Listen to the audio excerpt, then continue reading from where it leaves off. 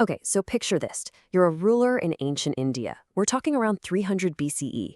You're trying to build an empire from the ground up. What you really need is a guide, right? A playbook for power. Well, it turns out one actually existed.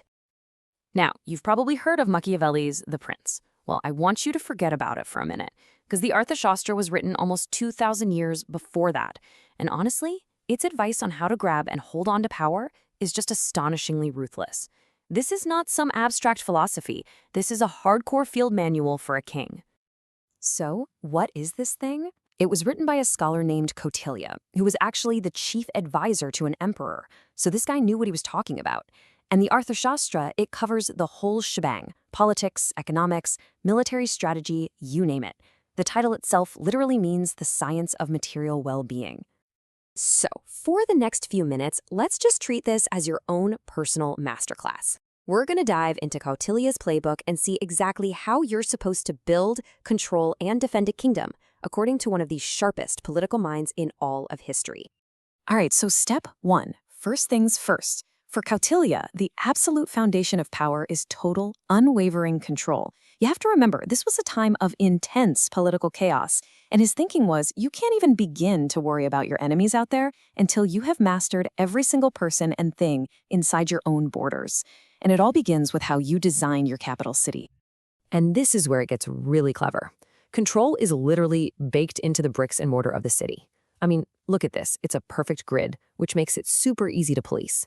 Social status isn't just an idea, it's physically mapped out, with different areas for different classes. And anyone considered an outcast, they're literally pushed to the absolute fringes, even beyond the cremation grounds. Everything and everyone has a place, all reinforcing the power of the state. So the city is organized. The physical space is under control. What's next? Well, the state's gaze turns inward. Kautilya's next move is to build a surveillance network designed to see and record everything. And when I say everything, I mean everything. This is a level of data collection that is just wow. It's like a census on steroids. You've got these record keepers who go door to door, and they're not just asking for your name. They're documenting your caste, your job, and this is the kicker, how much you make and how much you spend. So why do all this? Simple. It comes down to two things: maximizing tax money and spotting any funny business that could even hint at a rebellion. And this control didn't just stop at your front door. Oh no, it went straight into your wallet. The state set the prices for pretty much everything, from a goldsmith's work to what a washerman could charge. If you were an artisan, you had deadlines that were enforced by law. And you better believe, the most profitable businesses, like liquor, were state-run monopolies. This was no free market. It was a command economy, designed to fill the treasury, and just as importantly, to make sure no one else, like rich merchants, got powerful enough to challenge the king. And if you think that's intense, get this. The state even got involved in your kitchen. I mean, this is just incredible. The Arthashastra lays out official state recipes, right down to the exact amount of firewood you need to cook a certain amount of rice. Now, this wasn't about making sure dinner tasted good. It was about standardizing everything, managing rations and expenses for the army, for the palace, for every state institution. Absolutely nothing was left to chance. All right, you've got physical control, you've got economic control, so what's next? You gotta write the rules of the game. You need a legal system to back it all up. And Kautilya's laws, while they were detailed, they were specific, and they were often incredibly harsh. The legal system itself was this wild mix of the totally mundane and the absolutely brutal. You know, you could get a small fine for littering, but a woman found guilty of adultery faced having her nose and an ear cut off. And just look at the hierarchy of justice here. The punishment for a crime depended entirely on who the victim was. Justice was definitely not blind. In fact, it was looking very, very closely at your social status. So, what happened if you were accused of a crime? Well, let's just say the state had its ways of getting a confession. And we're not talking about something done in the shadows. Torture wasn't some last resort. It was official, written down state policy. How many methods? 18. The text lays out 18 official, recognized methods of torture. Just let that number sink in for a second. It's a chilling detail that tells you everything you need to know about the ruthlessness of this system. But then, just when you think you've got this system figured out, you get a total curveball. Amid all this brutality, the Arthashastra actually gives women some specific legal protections that were, for the time, pretty progressive. A husband couldn't just get rid of his wife. Divorce was actually a legal possibility. Widows could remarry. It's this really fascinating contradiction that shows you this society was way more complex than it might seem at first glance.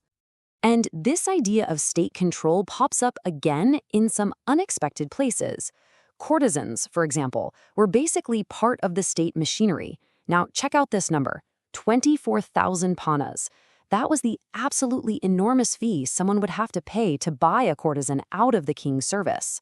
To put that in perspective, the lowest paid government worker made just 60 panas a year. It's just another way the state showed it had its hands in and was profiting from every corner of society. Okay, so let's recap. City built? Check. Everyone under surveillance? Check. Laws in place? Check. Now for the really juicy stuff. The third and final step, mastering the shadows. The world of spies, deception, and psychological warfare. This is where Kautilya really earns his reputation. I love this quote from Kautilya. It basically says it's easier to track a bird flying in the sky than it is to track a crooked government official. He was a total realist. He knew that the biggest threat wasn't always from the outside. It was from your own people, your inner circle. So you need a way to watch the watchers. So what's a king to do? You test them, systematically, without mercy.